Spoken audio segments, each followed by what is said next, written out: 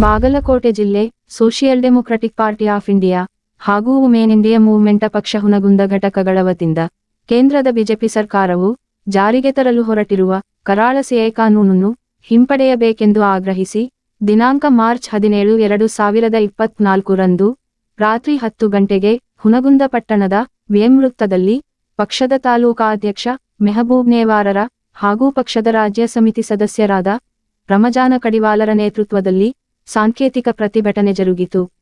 ಈ ಒಂದು ಪ್ರತಿಭಟನೆ ಉದ್ದೇಶಿಸಿ ರಮಜಾನ ಕಡಿವಾಲರು ಮತ್ತು ಮೌಲಾನಾ ಇರ್ಫಾನ ವೆಂಕಟಾಪುರ ಹಾಗೂ ವುಮೆನ್ ಇಂಡಿಯಾ ಮೂವ್ಮೆಂಟ್ ಪಕ್ಷದ ಜಿಲ್ಲಾ ಸಮಿತಿ ಸದಸ್ಯರಾದ ಶ್ರೀಮತಿ ರುಬಿನಾ ಬೇಗಂ ಕಡಿವಾಲರು ಮಾತನಾಡಿ, ಮನುಸ್ಮೃತಿ ಮತಾಂಧತೆಯ ಮನಸ್ಥಿತಿಯುಳ್ಳ ಆರ್ಎಸ್ಎಸ್ ನಾಣತಿಯಂತೆ ಕೇಂದ್ರದ ಬಿಜೆಪಿ ಸರ್ಕಾರವು ಸಂವಿಧಾನದ ಕಲಂ 16 ರಾನ್ವಯ ಧರ್ಮ, ಜಾತಿ, ಮತ, ಪಂಥ, ಲಿಂಗ, ವರ್ಗ ಹಾಗೂ ಆಹಾರ, ವೇಷಭೂಷಣ, ಉದ್ಯೋಗವನ್ನು ಆರಿಸಿ ತಾರತಮ್ಯ ಮಾಡುವ ಹಾಗಿಲ್ಲೆಂಬ ನೀಡಿರುವ ಸಮಾನತೆಯ ಹಕ್ಕನ್ನು ಬುಡಮೇಲ ಮಾಡಿ ಕೇವಲ ಮುಸ್ಲಿಂ ಸಮಾಜದವರನ್ನಲ್ಲದೆ ಎಸ್ಸಿ ಎಸ್ಟಿ ಇತರೆ ಹಿಂದುಳಿದ ಸಮಾಜದವರಿಗೂ ಸಹ ಕರಾಳ ಕಾನೂನು ತಂದು 2019 ರಲ್ಲಿ ಹತ್ತಿಕ್ಕುವ ಹುನ್ನಾರವನ್ನು ಮಾಡಿತ್ತು. ಆದರೆ ಈ ಕಾಯ್ದೆ ವಿರುದ್ಧ ಅನ್ಯಾಯಕ್ಕೆ ಒಳಗಾದ ಸಮುದಾಯಗಳು ದೇಶಾದ್ಯಂತ ಬೀದಿಗಿಳಿದು ಪ್ರತಿಭಟಿಸಿದ್ದರಿಂದ ಅದೇ ವೇಳೆಗೆ ಕೋವಿಡ್ ಸೋಂಕು ಹರಡದಿರಲು ಲಾಕ್ಡೌನ್ ಘೋಷಣೆಯೊಂದಿಗೆ ಸರ್ಕಾರವು ಜಾರಿ ಮಾಡಲಾಗಲಿಲ್ಲ. ಆದರೆ ಈ ಚುನಾವಣಾ ಸಂದರ್ಭದಲ್ಲಿ ಬಿಜೆಪಿ ಪಕ್ಷವು ಸಂವಿಧಾನಿಕ ತನಿಖಾ ಸಂಸ್ಥೆಗಳನ್ನು ದುರ್ಬಳಕೆ ಮಾಡಿಕೊಂಡು ಉದ್ಯಮಿಗಳಿಂದ ಹಾಗೂ ವಿವಿಧ ಕಂಪನಿಗಳಿಂದ 6,500 ಕೋಟಿ ಹಣದಷ್ಟು ಅಕ್ರಮವಾಗಿ ದೇಣಿಗೆ ಬಾಂಡಗಳು ಪಡೆದ ಬ್ರಹ್ಮಾಂಡ ಭ್ರಷ್ಟಾಚಾರವನ್ನು ಸುಪ್ರೀಂ ಕೋರ್ಟ್ ಬಟಾಬಯಲು ಮಾಡಿದ್ದರಿಂದ ಜನರ ಗಮನವನ್ನು ಬೇರೆ ಸೆಳೆಯಲು ಸರ್ಕಾರವು ನೆರೆಹೊರೆಯ ಮುಸ್ಲಿಂ ರಾಷ್ಟ್ರಗಳಿಂದ ಮುಸ್ಲಿಂ ಸಮುದಾಯ ಹೊರತುಪಡಿಸಿ ಹಿಂದೂ, ಶಿಖ್, ಬೌದ್ಧ, ಜೈನ್, ಕ್ರಿಶ್ಚಿಯನ್ ಜನಾಂಗಗಳಿಗೆ ಪೌರತ್ವದ ಅವಕಾಶ ನೀಡುವುದಕ್ಕೆ ಮುಸ್ಲಿಂ ರಾಷ್ಟ್ರಗಳ ಸಂಖ್ಯೆ ಹೆಚ್ಚಿರುವ ಸಮರ್ಥನೆ ಹಾಗೂ ಭಯೋತ್ಪಾದನೆಯ ಹೆಸರಲ್ಲಿ ಭಾರತ ದೇಶದ ಮುಸ್ಲಿಂ ಜನಾಂಗದ ಅಸ್ತಿತ್ವವನ್ನೇ ಪ್ರಶ್ನಿಸುವಂತೆ ಕರಾಳ ಕಾನೂನುಗಳ ಮೂಲಕ ದೇಶದಲ್ಲಿ ಕೋಮುಭಾವನೆಯ ವಿಷಬೀಜವನ್ನು ಬಿತ್ತಿ ಅರಾಜಕತೆ, ಜನಾಂಗೀಯ ಕಲಹಕ್ಕೆ ಕುಮ್ಮಕ ನೀಡುತ್ತಿದೆ. ಹಾಗಾಗಿ ಪ್ರಜಾತಂತ್ರ ವ್ಯವಸ್ಥೆಯನ್ನು ಕೊಲ್ಲಲು ಹೊರಟಿರುವ ಕೇಂದ್ರದ ಬಿಜೆಪಿ ಸರ್ಕಾರವು ಸಮರ್ಥನೆ ಮಾಡಿಕೊಳ್ಳಲು ನೀಡುವ ಸಮರ್ಥನೆಗಳು ಸಂವಿಧಾನದ ಸಮಾನತೆ, ಸಮಸಮಾಜ ಮತ್ತು ಶಾಂತಿ, ಸೌಹಾರ್ದತೆ ವಾತಾವರಣ ಬಯಸುವ ಪ್ರತಿ ಭಾರತೀಯ ಮನಸ್ಸುಗಳು ಈ ಧೋರಣೆಯನ್ನು ಖಂಡಿಸಬೇಕು. ದೇಶದ ಸ್ವಾತಂತ್ರ್ಯಕ್ಕಾಗಿ ಅನೇಕ ಮುಸ್ಲಿಂ ಸಮಾಜ ಬಾಂಧವರ ತ್ಯಾಗ ಬಲಿದಾನವಿದೆ ಎಂದರಲ್ಲದೆ ದೇಶದ್ರೋಹವೆಸಗುವ ಸಮಾಜಘಾತುಕ ಶಕ್ತಿಗಳು ಕೇವಲ ಮುಸ್ಲಿಂ ಜನಾಂಗಕ್ಕೆ ಸೀಮಿತಗೊಂಡಿಲ್ಲ.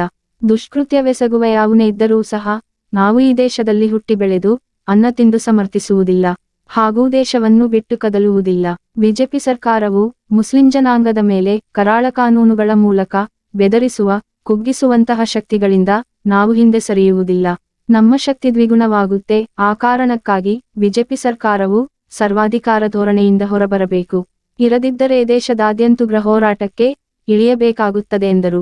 ಈ ಒಂದು ಪ್ರತಿಭಟನೆಯಲ್ಲಿ ಪಕ್ಷದ ತಾಲೂಕಾ ಉಪಾಧ್ಯಕ್ಷರಾದ ನಬಿಸಾಬ ವಾಲಿಕಾರ, ಪ್ರಧಾನ ಕಾರ್ಯದರ್ಶಿ ಮುಸ್ತಕೀಮ ಚೌಧರಿ, ಮಂಜೂರ ಲೈನ್, ಅಲ್ತಾಫಲಾಲಕೋಟಿ, ವುಮೆನ್ ಇಂಡಿಯಾ ಮೂವ್ಮೆಂಟ್ ಪಕ್ಷದ ಹುನಗುಂದ ಮತಕ್ಷೇತ್ರದ ಸಮಿತಿ ಅಧ್ಯಕ್ಷರಾದ ಶ್ರೀಮತಿ ಶಮೀಂ ಖಾಜಿ, ಪ್ರಧಾನ ಕಾರ್ಯದರ್ಶಿ ಶ್ರೀಮತಿ ಉಮ್ಮೆಬತುಲ್ಲಾನ್ ಚಾವಣಿ, ಸದಸ್ಯರಾದ Hussain B Talikoti, Hussain B Walikar, Shrimati Zulekha M Kalaburagi ಹಾಗೂ ಪಕ್ಷದ ಸದಸ್ಯರು, ಬೆಂಬಲಿಗರು, ಹಿತೈಷಿಗಳು ಪಾಲ್ಗೊಂಡಿದ್ದರು. ಹಾಗೂ ಈ ಒಂದು ಪ್ರತಿಭಟನೆಯು ತಾಲೂಕು ಪೊಲೀಸ್ ವೃತ್ತ ನಿರೀಕ್ಷಕರಾದ ಸುನೀಲ ಸೌದಿ ಹಾಗೂ ಪಿಎಸ್ಐ ಲಕ್ಕಪ್ಪ ಜೋಡಕಟ್ಟಿರ ನೇತೃತ್ವದಲ್ಲಿ ಕಲ್ಪಿಸಿದ ಪೊಲೀಸ್ ಸಿಬ್ಬಂದಿಗಳ ಭದ್ರತೆಯಲ್ಲಿ ಶಾಂತಿಯುತವಾಗಿ ಜರುಗಿತು. Loknayak news bureau report Hungund. Registration ಅಂತ ಈ ರಾಷ್ಟ್ರದಲ್ಲಿರುವ 130 ಕೋಟಿ ಜನರ ರಿಜಿಸ್ಟ್ರೇಷನ್ ಅನ್ನು ನಾವು ಮಾಡ್ತೀವಿ ಅಂತ ಒಂದು ಕಾನೂನನ್ನು ತರ್ತಾರೆ. ಆ ಕಾನೂನಲ್ಲಿ ಇರುವಂತಹ ದಾಖಲೆಗಳು ಏನೇನು ಬೇಕಂತ ಸೌವಿವರಾಗಿ ತಮ್ಮ ಮುಂದೆ ಹೇಳ್ತಾ ಇದ್ದೀನಿ. ಈ ದೇಶದಲ್ಲಿ ಹುಟ್ಟಿರುವಂತಹ ಮುಸಲ್ಮಾನರು, ದಲಿತರು, ಹಿಂದೂಗಳು ಎಲ್ಲರೂ 130 ಕೋಟಿ ಇರುವಂತಹ ಜನಸಂಖ್ಯೆ NPR ಅನ್ನು ತಂದ್ರೆ ಈ ದೇಶದಲ್ಲಿ ಅವರು 1900 ಒಂದನೇದು, ನಾನು ಈ ದೇಶದ ಪ್ರಜೆ ಆಗ್ಲಿಕ್ಕೆ ಸಾಧ್ಯ ಆದ್ರೆ, ಈ ದೇಶದ ಸಿಟಿಜನ್ಶಿಪ್ ತಗೊಳ್ಬೇಕಾದ್ರೆ ನನ್ನ ತಂದೆ ಅಥವಾ ತಾಯಿಯ ಒಬ್ಬರ ಬರ್ತ್ ಸರ್ಟಿಫಿಕೇಟ್ ಬೇಕು ಅಂತ ಕೇಳ್ತಾ ಇದ್ದಾರೆ. ಎಲ್ಲಿ ಸಾಧ್ಯ ಸ್ವಾಮಿ? ಈಗಾಗಲೇ ಹಿರಿಯರು ನನ್ನ ತಂದೆ ನಂದೇ ಬರ್ತ್ ಸರ್ಟಿಫಿಕೇಟ್, ನಾನು 1985 ಹುಟ್ಟಿದವ, ನನ್ನ ಬರ್ತ್ ಸರ್ಟಿಫಿಕೇಟ್ ಸಿಗೋದಿಲ್ಲ. ಅಂತಹ ಸಂದರ್ಭದಲ್ಲಿ 130 ಕೋಟಿ ಜನಸಂಖ್ಯೆ ಉಳ್ಳಂತಹ ಈ ಭಾರತ ದೇಶದಲ್ಲಿ ಎಲ್ಲರೂ ಕೂಡ ಈ ಬರ್ತ್ ಸರ್ಟಿಫಿಕೇಟ್ ಕೊಡ್ಲಿಕ್ಕೆ ಸಾಧ್ಯನಾ? NRCಗೆ ಏನೆಲ್ಲ ಡಾಕ್ಯುಮೆಂಟ್ ಕೇಳಿದಾರೆ ಅವರು, ನಾವು ನ್ಯಾಷನಲ್ ರಿಜಿಸ್ಟ್ರೇಷನ್ಶಿಪ್ ಏನು ಸಿಟಿಜನ್ಶಿಪ್ ನಲ್ಲಿ ನಾವು ಬರದೇ ಇದ್ದಾಗ ಮುಸಲ್ಮಾನರು ಮತ್ತು ಹಿಂದೂಗಳು ಕೂಡ ಬರೋದಿಲ್ಲ. ಇಲ್ಲಿ 70% ಭಾರತ ದೇಶದ 70% ಜನಸಂಖ್ಯೆಯಲ್ಲಿ ಈ ದ್ವೇಷಕ್ಕಾಗಿ ಮಾಡಿದಂತಹ ಈ ಒಂದು ಕಾನೂನು ಇದೆಯಲ್ಲ, ಇದು ನೇರವಾಗಿ ಸಂವಿಧಾನ ವಿರೋಧಿ ಕಾನೂನಾಗಿದೆ. ತಮ್ಗೆ ಗೊತ್ತಿರಬಹುದು, ಈ ದೇಶದಲ್ಲಿ ಈ ಒಂದು ಕಾನೂನಿನಲ್ಲಿ ಸ್ಪಷ್ಟವಾಗಿ ಆರ್ಟಿಕಲ್ 16 ಉಲ್ಲಂಘನೆ ಆಗಿದೆ. ಸಂವಿಧಾನದ ಆರ್ಟಿಕಲ್ 16ರಲ್ಲಿ ಏನಿದೆ ಸ್ವಾಮಿ, ಈ ದೇಶದ ಪ್ರಜೆಯನ್ನು ಯಾವುದೇ ಜಾತಿ ಆಧಾರದ ಮೇಲೆ, ಧರ್ಮದ ಆಧಾರದ ಮೇಲೆ, ಬಣ್ಣದ ಆಧಾರದ ಮೇಲೆ, ಅಥವಾ ಅವನ ಉಡುಗೆ ತೊಡುಗೆ ಆಧಾರದ ಮೇಲೆ, ಅಥವಾ ಅವನ ಆಹಾರ ಸೇವಿಸುವ ಆಹಾರದ ಮೇಲೆ ತಾರತಮ್ಯ ಮಾಡುವಂತಿಲ್ಲ ಅಂತೇಳಿ ಸಂವಿಧಾನದ ಆರ್ಟಿಕಲ್ 16ರಲ್ಲಿ ಬರೆದಿದೆ. ಈ ಒಂದು ಆರ್ಟಿಕಲ್ 16 ಸ್ಪಷ್ಟ ಉಲ್ಲಂಘನೆ ಆದರೂ ಕೂಡ ಮಾನ್ಯ ಇಲ್ಲಿಯ ಅದೆಷ್ಟೋ ಆಡಳಿತಾಧಿಕಾರಿಗಳು ನಮ್ಮ ಮೇಲೆ ಅದೆಷ್ಟೊಂದು ದಬ್ಬಾಳಿಕೆ ದೌರ್ಜನ್ಯವನ್ನು ಎಸಗ್ತಾ ಇದ್ದಾರೆ, ರಾಜ್ಯಾದ್ಯಂತ ಎಸಗ್ತಾ ಇದ್ದಾರೆ. ನಾನು ಅವರಿಗೆ ಒಂದು ಕಿವಿ ಮಾತು ಹೇಳಲಿಕ್ಕೆ ಇಷ್ಟಪಡ್ತೀನಿ. ಸ್ವಾಮಿ, ಕೇವಲ ಮುಸಲ್ಮಾನರು ಡಾಕ್ಯುಮೆಂಟ್ ಕೊಡ್ಲಿಕ್ಕಿಲ್ಲ, ಈ ದೇಶದ 130 ಕೋಟಿ ಜನಸಂಖ್ಯೆ ಕೂಡ ಡಾಕ್ಯುಮೆಂಟ್ ಕೊಡಬೇಕು. ಅದು ನೀವು ಗಮನದಲ್ಲಿ ಇಟ್ಕೊಳ್ಳಿ. ನಾಳೆ ಪಾಳೆ ಹಚ್ಚಿ ನೀವು ಡಾಕ್ಯುಮೆಂಟ್ ಕೊಡಬೇಕಾಗತ್ತೆ. ಉದಾಹರಣೆಗೆ ನೀವು ಅಸ್ಸಾಂ ರಾಜ್ಯದಲ್ಲಿ 2019ರಲ್ಲಿ NRC ಲಾಗು ಮಾಡಿದಾಗ ಆ ರಾಜ್ಯದಲ್ಲಿ 18 ಲಕ್ಷ ಜನರನ್ನ NRC ಹೊರಗಡೆ ಉಳಿಸಲಾಯಿತು. 18 ಲಕ್ಷ ಜನರು NRC ಹೊರಗಡೆ ಉಳಿಸಿದಾಗ ಅಲ್ಲಿ 11 ಲಕ್ಷ ಜನ ಹಿಂದೂಗಳು ಇದ್ದು ಅನ್ನೋದಕ್ಕೆ ತಾವು ತಿಳ್ಕೋಬೇಕು. 7 ಲಕ್ಷ ಜನ ಮುಸಲ್ಮಾನರು ಇದ್ರು, 11 ಲಕ್ಷ ಜನ ಹಿಂದೂಗಳು ಇದ್ರು. ಅಂತ ಒಂದು ಜಂಕ್ಷನ್ ಕ್ಯಾಂಪಿನಲ್ಲಿ ಹಾಕಿ ಅವರಿಗೆ ಒಂದು ಹೊತ್ತಿನ ಊಟವನ್ನು ಕೊಡುವ ಸಂದರ್ಭಗಳನ್ನು ನಾವು ಮೊದಲನೇ NRC ಸಂದರ್ಭ ಅವಮಾನ ಆಗಿದೆ ಅಂತ ಹೇಳಕ್ಕೆ ನಾನು ಇಷ್ಟಪಡ್ತಾ ಇದ್ದೀನಿ. ನೀವು ಸಂವಿಧಾನವನ್ನು ಬದಲಾಯಿಸಲು ಹೊಂಟಿದ್ದೀರಿ, ನಾವು ಸಂವಿಧಾನವನ್ನು ಉಳಿಸಲು ಹೊಂಟಿದ್ದೀವಿ SDPI ಪಕ್ಷದಿಂದ ಅಂತ ಹೇಳಕ್ಕೆ ನಾನು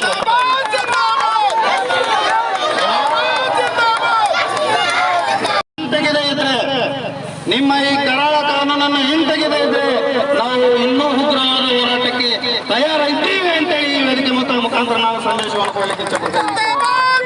ಮತ್ತು ಮತದಾನದ ಹಕ್ಕು ಕುಸಿಯುವ ಹುನ್ನಾರ ಧರ್ಮದ ಆಧಾರದ ಮೇಲೆ ಯಾವುದೇ ತಾರತಮ್ಯ ಮಾಡಬಾರದು ಎಂದು ತಮ್ಮ ಸಂವಿಧಾನದ ಬದಲಾವಣೆಗೆ ಅವಕಾಶವಿಲ್ಲದ ಮೂಲ ಆಶಯದಲ್ಲಿ ನಮೂದಿಸಲಾಗಿದೆ. ಹಾಗಿದ್ದು ನಮ್ಮ ಸಂವಿಧಾನವನ್ನು ಎಂದೂ ಮನಸಾರೆ ಒಪ್ಪಿಕೊಳ್ಳದ ಫ್ಯಾಸಿಸ್ಟ್ ಮನಸ್ಥಿತಿಯ ಬಿಜೆಪಿ ತನ್ನ ಸೈದ್ಧಾಂತಿಕ ಗುರು RSS ಅನತಿಯ ಮೇರೆಗೆ CAA ಕಾಯ್ದೆಯನ್ನು ಜಾರಿಗೆ ತಂದಿದೆ. ಇದು ಸಂಪೂರ್ಣ ಸಂವಿಧಾನ ವಿರೋಧಿ ಮತ್ತು ಪ್ರಜಾಪ್ರಭುತ್ವ ವಿರೋಧಿ ಕಾಯ್ದೆ. ದೊಡ್ಡ ಸುಳ್ಳು, ಈ ಕಾಯ್ದೆಯ ಮೂಲಕ ಪಾಕಿಸ್ತಾನ, ಅಫ್ಘಾನಿಸ್ತಾನ ಮತ್ತು ಬಾಂಗ್ಲಾದೇಶಗಳಲ್ಲಿ ದೌರ್ಜನ್ಯಕ್ಕೆ ಒಳಗಾಗಿರುವ ಅಲ್ಲಿನ ಅಲ್ಪಸಂಖ್ಯಾತರು, ಅಂದರೆ ಅಲ್ಲಿನ ಹಿಂದೂ, ಸಿಖ್, ಕ್ರೈಸ್ತ, ಪಾರ್ಸಿ ಮುಂತಾದವರಿಗೆ ರಕ್ಷಣೆ ಒದಗಿಸುವುದಾಗಿದೆ ಎಂಬುದು. ಇದು ದೇಶದ ಪ್ರಜೆಗಳ ದಿಕ್ಕು ತಪ್ಪಿಸಲು ನಿಜವಾಗಿಯೂ ಈ 3 ದೇಶಗಳಲ್ಲಿನ ಅಲ್ಪಸಂಖ್ಯಾತರ ಬಗ್ಗೆ ಕಾಳಜಿ ಇಲ್ಲದಿದ್ದರೆ ಅಲ್ಲಿನ ಎಲ್ಲ ಅಲ್ಪಸಂಖ್ಯಾತರನ್ನು ಈ ಪಟ್ಟಿಯಲ್ಲಿ ಸೇರಿಸುತ್ತಿದೆ. ಸರ್ಕಾರ ಬಯಸುತ್ತಿರುವ ಕಾಗದ ಪತ್ರಗಳು ಸಾಕಷ್ಟು ದಲಿತರು, ಆದಿವಾಸಿಗಳು ಮತ್ತು ಕಡು ಬಡವರಲ್ಲಿಯೂ ಲಭ್ಯವಿಲ್ಲ. ಅಂದರೆ ಈ ಸರ್ಕಾರ ಸ್ಥಿತಿವಂತರಲ್ಲಿ ಸುಲಭವಾಗಿ ದೊರೆಯಬಹುದಾದ ಕಾಗದ ಪತ್ರಗಳನ್ನೇ ಅಧಿಕೃತ ಪತ್ರಗಳಾಗಿ ಪರಿಗಣಿಸುವ ಮನಸ್ಥಿತಿ ಪ್ರದರ್ಶಿಸಿದೆ. ಆ ಮೂಲಕ ದಲಿತರು, ಆದಿವಾಸಿಗಳು ಮತ್ತು ಕಡು ಬಡವರನ್ನು ಪೌರತ್ವ ವಿಚಾರದಲ್ಲಿ ಕಾಡುವುದು ಇವರ ಉದ್ದೇಶ. ಅವರ ಮೇಲೆ ಅಕ್ರಮ ವಲಸಿಗರು ಎಂದು ಮುದ್ರೆಯನ್ನು ಒತ್ತಿ ಅವರನ್ನು ದೇಶದ ಭಿನ್ನ ಪ್ರಜೆಗಳು ಎಂಬಂತೆ ಬಿಂಬಿಸಲಿದೆ. ಹಾಗಾಗಿ ಇದು ಕೇವಲ ಮುಸ್ಲಿಮರು ಮಾತ್ರ ಆತಂಕ ಪಡುವ ವಿಚಾರವಲ್ಲ. ಕೆಲವು ಸಮುದಾಯಗಳು ಹೆಚ್ಚು ಕಡಿಮೆ ದೇಶದ ಎಲ್ಲ ಪ್ರಜೆಗಳನ್ನು ಇಕ್ಕಟ್ಟಿಗೆ ಸಿಲುಕಿಸುವ ಉದ್ದೇಶವನ್ನು ಈ ಕಾಯ್ದೆಗಳು ಹೊಂದಿವೆ. ಸಂವಿಧಾನ ವಿರೋಧಿ ಸರ್ಕಾರಕ್ಕೆ ಸಂವಿಧಾನ ವಿರೋಧಿ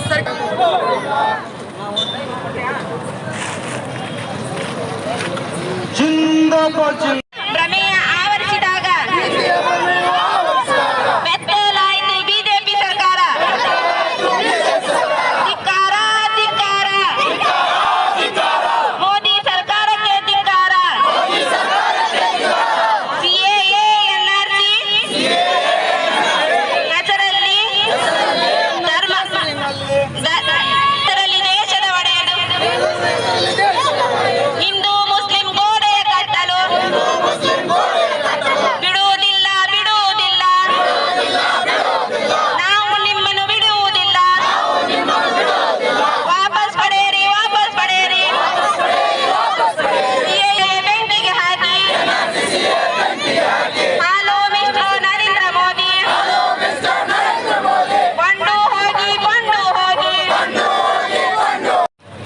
सोने की चिड़िया बनाई तो हमारे बुजुर्गों ने बनाई। इसीलिए किसी शायर ने बड़े प्यारे ही अंदाज में कहा है, जब गुलिस्तान को खून की जरूरत पड़ी तो सबसे पहले गर्दनें हमारी ही कटी। जब गुलिस्तान को खून की जरूरत पड़ी तो सबसे पहले गर्दनें हमारी ही कटी। फिर भी कहते हैं अहले चमन, ये चमन है हमारा तुम्हारा नहीं। तो मैं हुकूमत से कहना चाहता हूं, तुम कितने काले कानून लाओगे उतना हम मजबूत होंगे। जितना तुम हमें दबाने की कोशिश करोगे उतना हम मजबूत होंगे, और जितना तुम हमें पीछे हटाने की कोशिश करोगे उतना सीना तान कर इंशाअल्लाह हम आगे खड़े हो जाएंगे। ये हमारा वादा है, ये हमारे यकीन है। क्योंकि हमारे बुजुर्गों ने हमें हिंदुस्तान आजाद करके इसलिए नहीं दिया था कि हम अपने हिंदुस्तानी होने का सबूत तुमको बताएं। हमारा सबूत यही है कि हम यहीं इसी मिट्टी में पैदा हुए और इसी मिट्टी में जिएंगे, और इसी मिट्टी में इंशाअल्लाह एक न एक दिन कफन पहनकर पाक पानी से नहाकर इंशाअल्लाह इसी हिंदुस्तान की मिट्टी पर दफन होकर इंशाअल्लाह इस हिंदुस्तान की हिफाजत करेंगे। ये हमारा वादा है। चाहे तुम कितने ही काले कानून लाओ, कितने ही सीए लाओ, कितने ही एनआरसी लाओ, कितने ही एनपीआर लाओ, कितने चाहे हमारे ऊपर तुम कानून ला सकते हो, लाओ। हम घबराने के लिए नहीं है। मुसलमान जो हिंदुस्तान के अंदर पैदा हुआ है, ये सारी दुनिया के अंदर जो पैदा हुआ है, वो घबराने के लिए नहीं, पीछे हटने के लिए नहीं, बल्कि जालिमों का मुकाबला करने के लिए मुसलमान पैदा हुआ है, जालिमों से डरने के लिए नहीं। ये हिंदुस्तान की हिफाजत, ये हमारी जिम्मेदारी है।